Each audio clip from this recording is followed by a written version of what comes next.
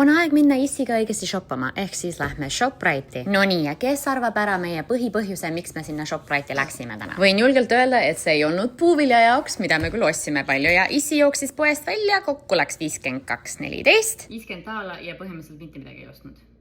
Jalapeñot, peterselli, silantrot, koriandrit, tilli, brookolid, Aruküla, rukolat, viinamarja, bananaani, tomatid, küüslauku, sibulat, kentajopid ehk siis Freia lemmikud melonid, piima ja veel piima, värske kurki ja sealiha šašlõkiks, mis me issiga täna tegema hakkame.